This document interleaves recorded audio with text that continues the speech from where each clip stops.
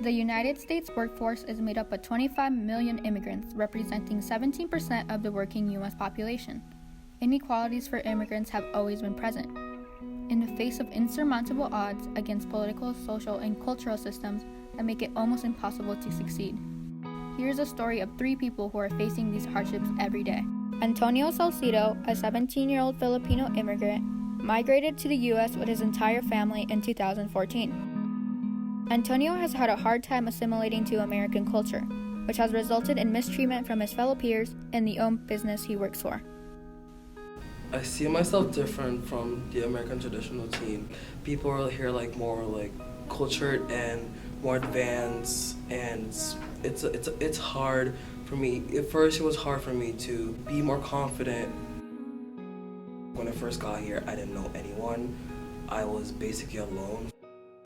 I feel like my home language has been disregarded because when some people stay here long, you speak the language way more often than your actual home language, and it feels like you're losing your culture.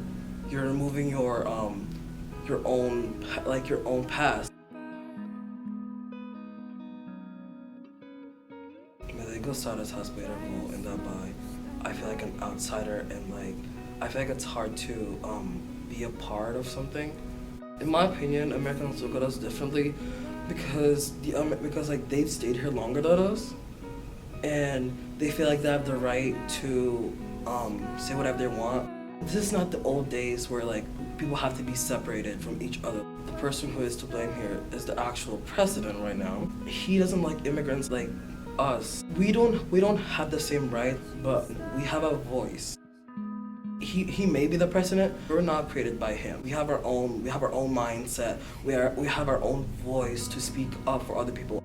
I believe that President Trump has practiced discrimination on social media and influenced inequalities that immigrants face today. People immigrants will do anything to feed their families. It doesn't matter how hard the jobs are, and make sure they don't have bad future like they have been. When I first got here, my legal status was really hard for me because I can't work legally. I can't drive. It's just hard to it's hard for me to be out there and stuff like that. This is Saul. He is a Mexican immigrant who initially came to America to give his family a better life. He has struggled in finding a way to express himself due to the fear of stepping outside the lines of American culture and society.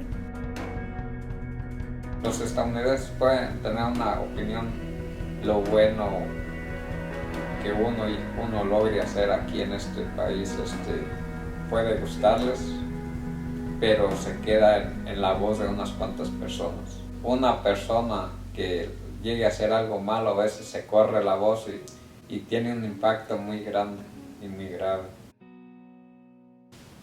Una compañía puede aprovechar hacer que uno trabaje más fuerte, el tipo de trabajo que se está haciendo. Entre más producción uno saque una sola persona, ellos lo pueden aprovechar. Y en los trabajos que he estado siempre va aumentando, de alguna manera va aumentando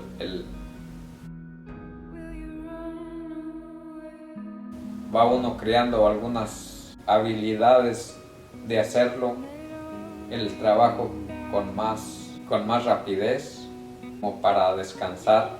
Pero creo yo que cuando los patrones se dan cuenta de eso, y es donde aprovechan y meten más trabajo, ellos saben que la necesidad es mayor y la aprovechan de su esfuerzo y de trabajo. Language is a common cultural obstacle for immigrants to overcome. Nenita Johnson, a Filipino woman who has been in the U.S. since she was 19, has struggled to accommodate to the traditional expectations the American cultural system has created. Last year, Nenita lost her job due to her thick accent and lack of English fluency. She is here today to share her story and let other immigrants know they are not alone. It's so hard that you come to another country. You gotta experience. I'm not even in school for not first grade, second grade.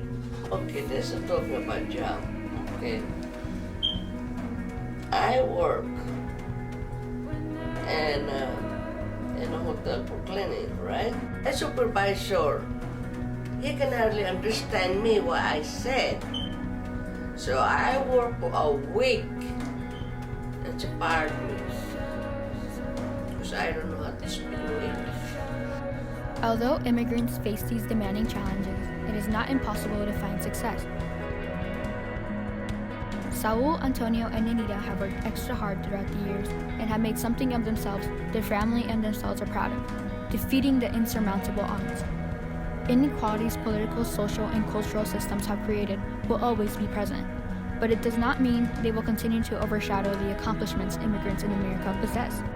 The time for immigrants to have equal rights in both the social and working world has come, and nothing can take this away from them.